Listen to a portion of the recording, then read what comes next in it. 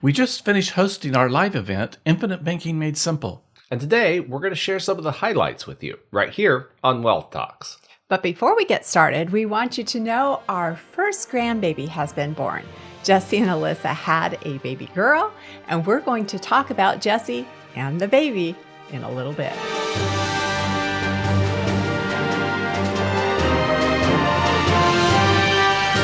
One of the nice things about having a live event like this is you get to interact with the people that are attending. One of our attendees wrote to us right after the event saying, I want to tell you, I feel I learned so much today, and I also have a lot more to learn. What your family was able to demonstrate today truly is infinite banking in every sense of the terminology being applied. I've been trying to tell everyone around me who I think can benefit from this. In reality, everyone can benefit from this if they were to wrap their mind around it. Most people are so mind controlled by the mainstream media that it's hard to get them to open their thought process to this. I want to try and get my son on board with this. For myself, I want to do more with my finances using this concept. That's excellent. People, when they come to an event and they're around other people that are doing infinite banking, all of a sudden their wheels start turning. They get ideas for how they can use the infinite banking concept differently.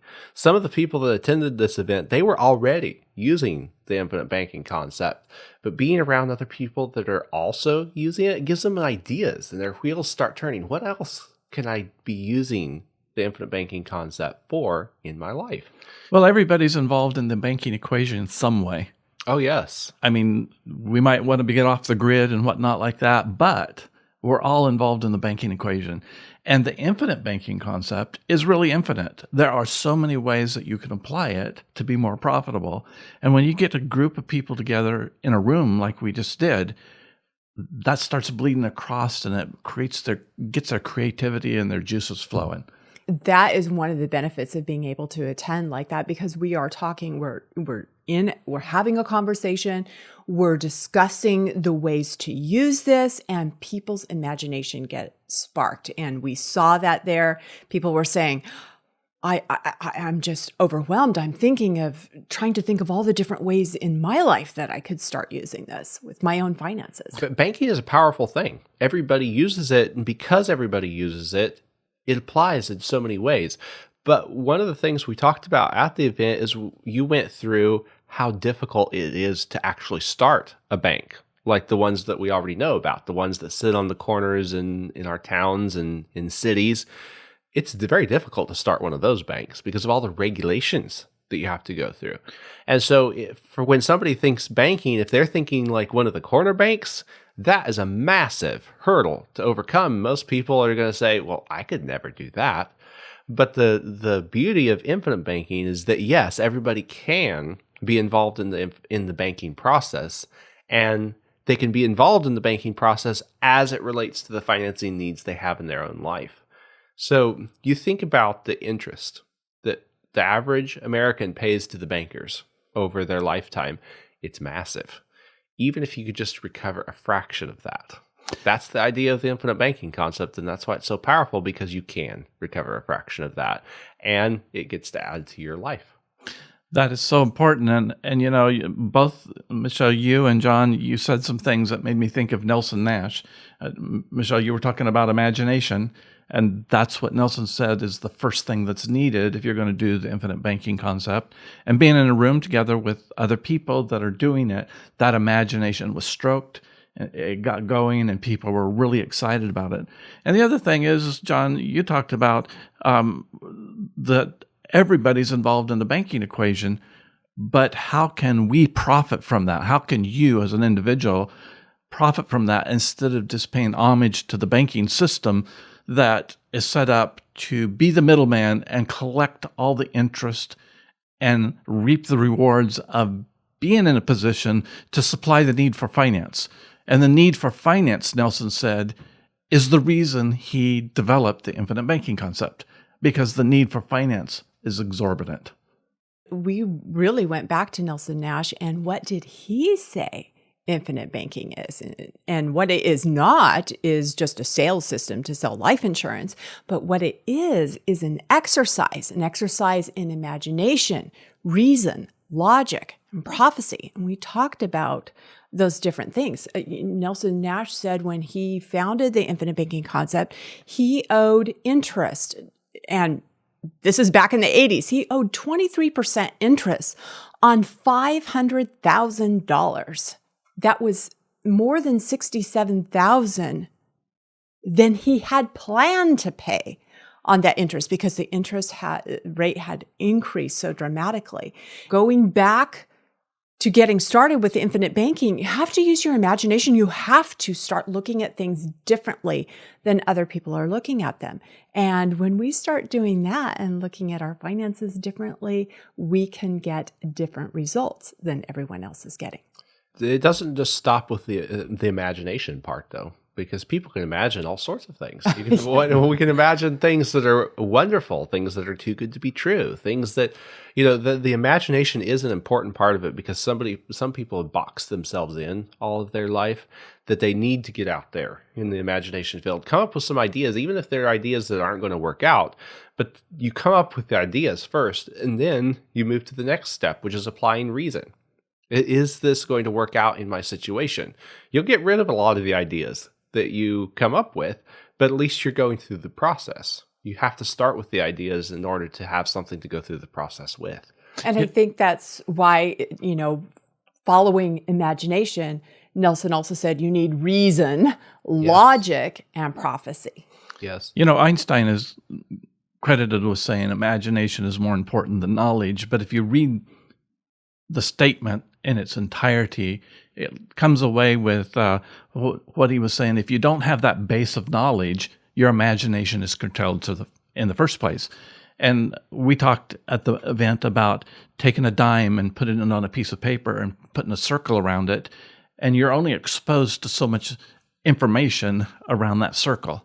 But then if you take a quarter and you place it over the top of that dime and draw a circle around that, because now your knowledge expanded, now you're exposed to a whole lot more. And then you can take a half a dollar and a silver dollar, and you can expand because the universe is full of things that we don't know anything about, but it's what we're exposed to, and that's the knowledge that Einstein was talking about. And if you don't have that knowledge, then your imagination is very, very small. Mm-hmm. The word prophecy, that means different things to different people in today's day and age. And I think the way that Nelson was talking about that term is he was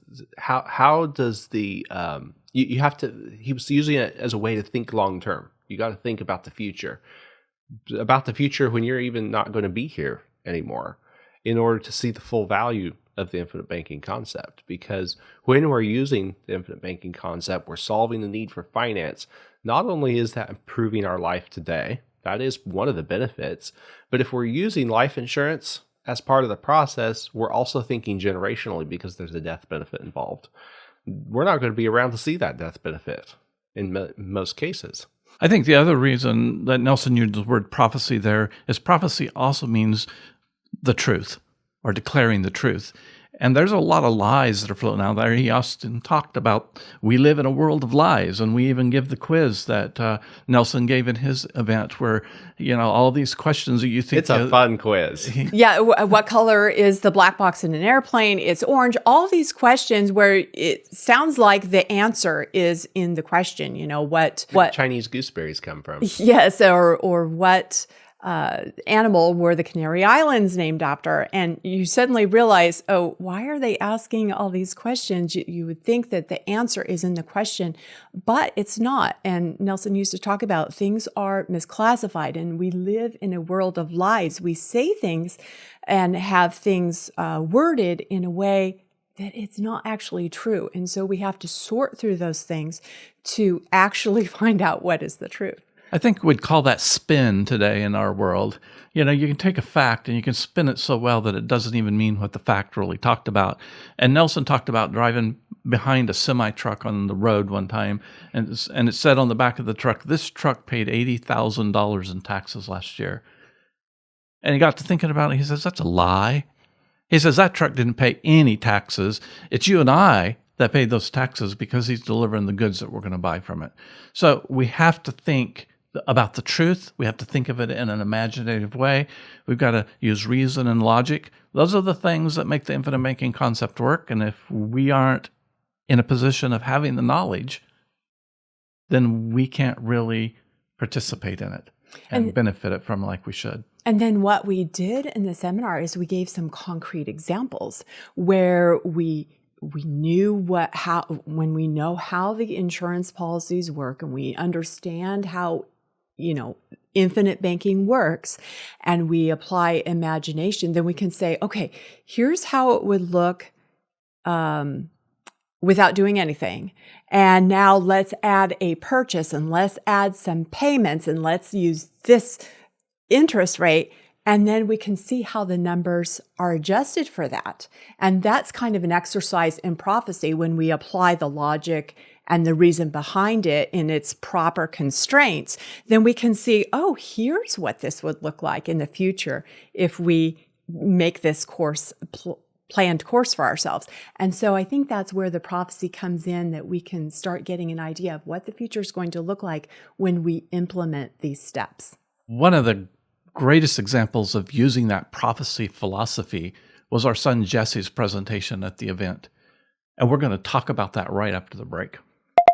If infinite banking is a simple process, why does it seem so complicated? Could it be that infinite banking started out as something simple, but over time has morphed into a convoluted process of buying a policy to borrow from the policy so you can pay interest on your own money and still come out ahead? Could it be that some people selling infinite banking policies have made it seem exclusive just for the wealthy or financially savvy? Could it be that insurance terms such as modified endowment contract, 7-pay test, direct recognition, overfunding, and paid-up additions are hard to understand? We think the answer to all of these questions is yes. Infinite banking, as most people know it today, is too complicated and confusing. But it didn't used to be. That's why we've put together a binder called Infinite Banking Made Simple.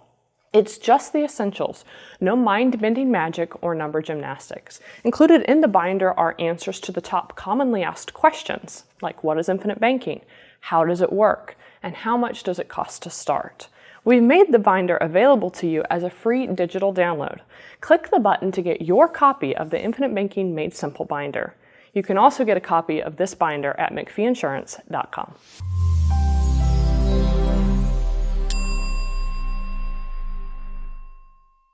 One of my favorite presentations at the seminar was from our son, Jesse. He gave an example of how he has used infinite banking most recently in purchasing a house. He also used funds from his policy to fix up the house, and he gave concrete examples of what that looked like.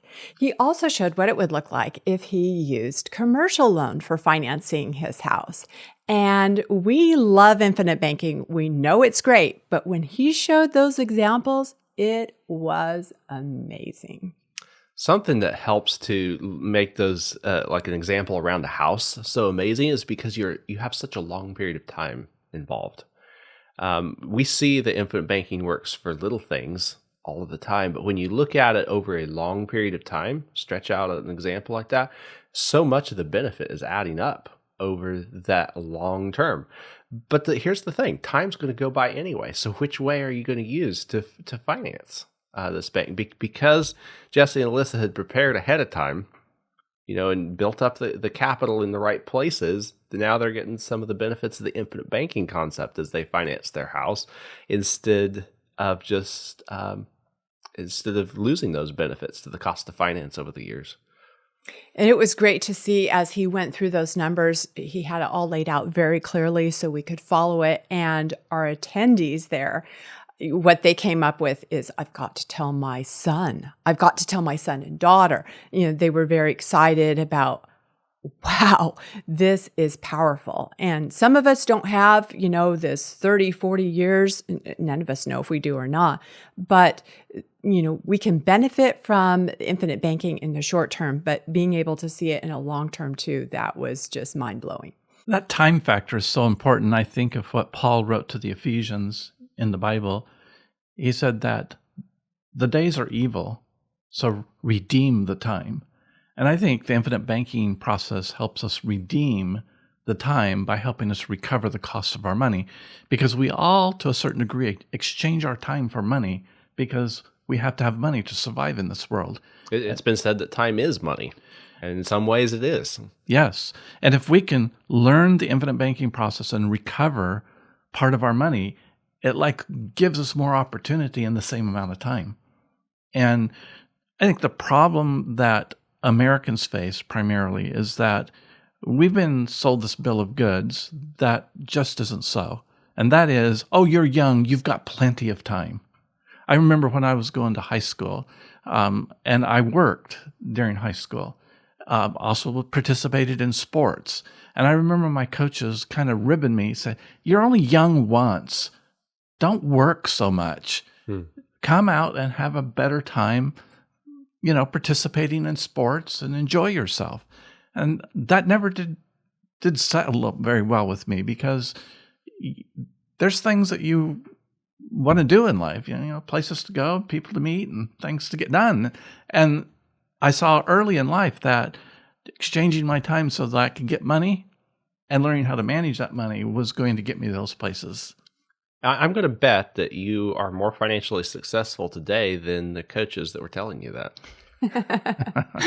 We won't get into that story. Back to Nelson Nash, he talked about the 5 human factors that make it difficult to practice infinite banking. And one of those is Parkinson's law. And Parkinson's law says that expenses rise to meet our income. Sometimes they even exceed our income. Another Parkinson's law is that the amount of time to complete a task matches the deadline. A lot of times people pay their taxes on April 15th because that is the deadline.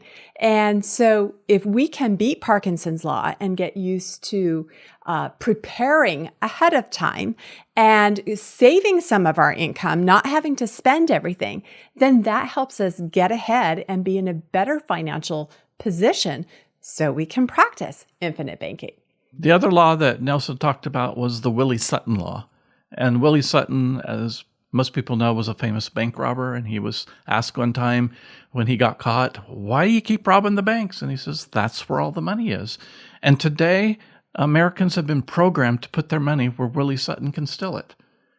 And the infinite banking teaches us how to put our money in a place where it can't be stolen, and we can leverage it and use it time and time again and profit by doing that and recover the cost of finance. Wherever wealth is accumulated, somebody's going to try to steal it.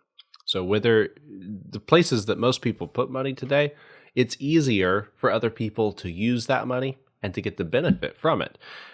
But you think about it, somebody who puts their money, let's say, into a tax qualified plan, into their 401k all of their life, they might, get a nice return on it. They might end up with more money than what they started with. They hope to, by putting it away in the 401k plan. But what about their ability to use that money during their life? What if they could have borrowed from that 401k and created a business? They don't get to, that becomes the road that was never taken. Because they don't get to see, because borrowing from the 401k to start that business was never a good option for them, they never get to start the business. They never get to see the fruits that could have come from that business. It's a road not taken. The seen and the unseen. Once we see, government comes in and they create all these government jobs, and they go, oh, look, employment is really, unemployment is really low. But what they don't see is they're robbing the American taxpayer to pay all those jobs. That wasn't productive. That was, that was not even progressive in the real sense of the word. Yeah, but if the government goes in and funds a bridge in one area, they're going to say, look at all the jobs this bridge has helped create. Look, now this area can have commerce with this area. Look, this is a beautiful thing that government helped to fund. But what they don't see is all the people that government took money from that couldn't go out and spend it in their local economy. They took from one set of people who had and gave it to one set of people that didn't have and said, look at this. This is the road that was taken. Look at the benefits that have been created here, but they didn't see the benefits that have been lost elsewhere because those benefits never happened. They never were created. And that's really what happens a lot of times in an IRA or 401k is the money's all put in there. It's used by other people, and we're just left to keep the interest on it. And that gets into the rate of return. People are always boasting about their rates of return, but they have missed the cost of finance in that. And if they had access to use that money and could recover the cost of just things they're purchasing in their life, the internal rate of return that they could do just goes through the ceiling. And that brings us to the next human factor, which is the golden rule. Those who have the gold make the rules. And when you have money that you've accumulated and that's your purchasing power, you get to set the terms of whatever you do financially. So this kind of takes us back to Jesse. Jesse is borrowing. He is, borrowing for his house. He's gets to choose when he's going to make payments back to his infinite banking system. He has that new little baby right now. Not only was it a surprise whether she was going to be a boy or a girl, but she also surprised us all and arrived 4 weeks early. And she needs a lot of care right now. And Jesse may not be able to work as much as he planned to, and he can adjust those payments. He has the gold. He makes the rules. Another human factor that we often see is the arrival syndrome. And this can happen to people that are already doing infinite banking when they think they've figured it out and they're not thinking creatively about different ways to apply the infinite banking concept anymore.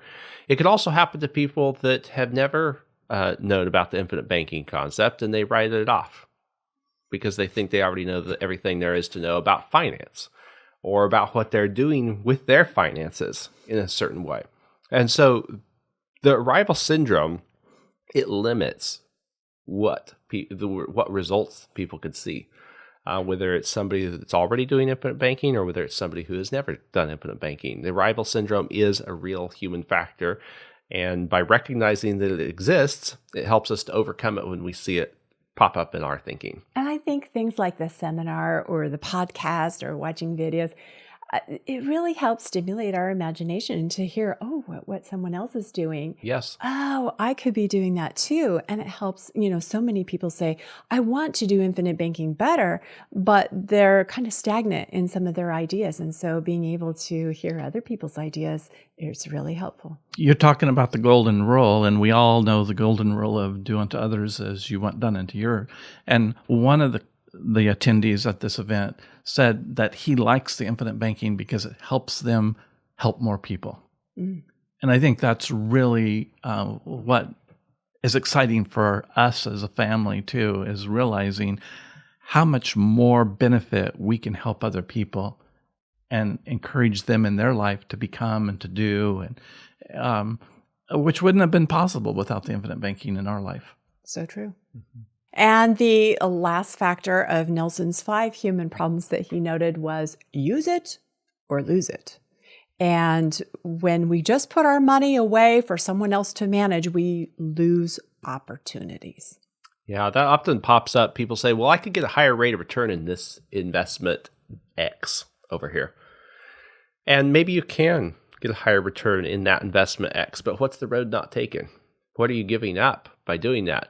And the fact is that even though you may be able to get a higher return in certain investments, you cannot get a higher return over your lifetime by ignoring the cost of finance in your life. And that's the key message of the infinite banking concept. We see these 5 human factors at work all across the field that we're working in as we're helping people to implement the infinite banking concept. These 5 factors are what determine if people succeed or fail with the infinite banking concept. One of the things that we did at the event was we went over, what if someone starting at 20 put $3,000 away into their IRA or 401k? And we took what Vanguard has said the average person at different ages in their life, like 25, 35, 45, 55, what is their balance? And to be honest with you, most people at age 20 aren't putting $3,000 away into their IRA or 401k. No. But that be as it is, Then we compared what would it look like if they put $3,000 into a life insurance policy. And there's no comparison at all. The 401k, the balances that are in those, historically, Vanguard data, they don't even make a positive return until they're in their 40s, based on the averages that are in those accounts right now. So the fact that people aren't putting $3,000 a year into it is probably contributing to that. Very much so. But at the same time, if they did contribute even more to get there, all they're doing is taking away from the lifestyle that they can experience right now. Because if they put that into the infinite banking concept, they could be expanding their life instead of just hoarding it away for the future. So if you didn't get a chance to attend the seminar, you don't have to feel like you're missing out. On our website, we have a binder called Infinite Banking Made Simple. It is a new downloadable free resource. You can download it and understand more about infinite banking. It's amazing. That just breaks it down to simple. That's what this event was all about. You know, the infinite banking has been extrapolated to be this huge, complex thing. It's a very, very simple. And that's what we wanted to do, is give a free download for people just to make it simple, because everybody should have the right to recover the money that the banking system collects from us. And like we said earlier, everyone's involved in the banking equation. The infinite banking concept just allows you to be the one in control of that, so that you're the one that's making the profits. Next week, we're going to talk about how you can set yourself up for success with the infinite banking concept right here on Wealth Talks.